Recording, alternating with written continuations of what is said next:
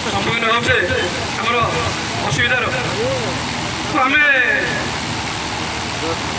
ମାନେ ବେଶୀ ନାହିଁ 4 ରୁ 5 ଦିନ ଆମେ ରଥଯାତ୍ରାକୁ ନ ଯାଇ ଯାତ୍ରା ପାଲିକା ଭଳି ଆମେ ଶାଗ ପ୍ରକାର ଖାଇ ଘରେ ବସି ରହିପାରିବା ତ ନିଶ୍ଚିତ ସରକାର ଜାଣିବେ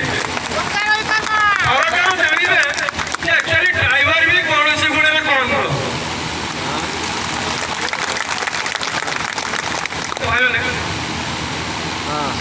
ସମସ୍ତେ ଆମେ ମାନେ ରାତି ପାଇଲେ ଗାଡ଼ି ଚଲାଉଛେ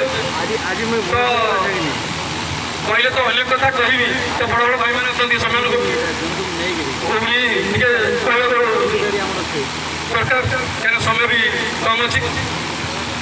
କିଛିଟା କଥା ଆପଣଙ୍କୁ କହୁଛି ସଚେତନ ବାର୍ତ୍ତା ତ ତାହା ଗ୍ରହଣ କରିବେ ବୋଲି ମୋର ଆଶା।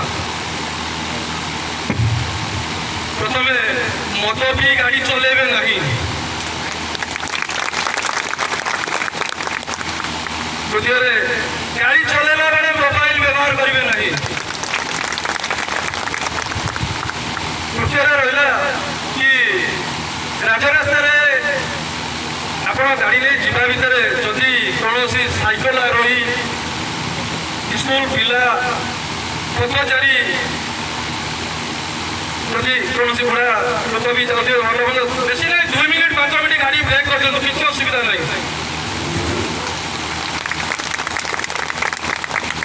ଆଉ ଅଧିକାଂଶ ମାନେ ଲକ୍ଷ୍ୟ କରିଥିବେ ରାଜ୍ୟ ଯେତେବେଳେ ଷ୍ଟେରିଂ ଉପରେ ବସିଥିବେ ସେ ଜାଣିକିନା ହଉ ବା ଅନ୍ୟ ଅଜାଣତ ହଉ ଯଦି କୌଣସି ସାଙ୍ଗସାଥି ଦେଖା ହେଇଗଲେ ଦୁଇଟି ଯାକ ଗାଡ଼ି ପାଖାପାଖି ରଖି ମୁହଁ ଲଗା ଲଗେଇ କଥାବାର୍ତ୍ତା ହେଉଥିବେ ସେତେବେଳେ ଚିନ୍ତା ନଥିବ କି ମୋ ଆଗରେ ଗାଡ଼ି ଆସୁଛି କି ପଛରେ ଗାଡ଼ି ଆସୁଛି ମୋର ଦମକଳ ଆସୁଛି କି ଆମ୍ବୁଲାନ୍ସ ଆସୁଛି ଇମର୍ଜେନ୍ସି ଗାଡ଼ି ଯଦି ମୋର କଥାବାର୍ତ୍ତା ହେବାର ଅଛି ସାଇଡ୍ କରି କଥାବାର୍ତ୍ତା ହେଇପାରିବ।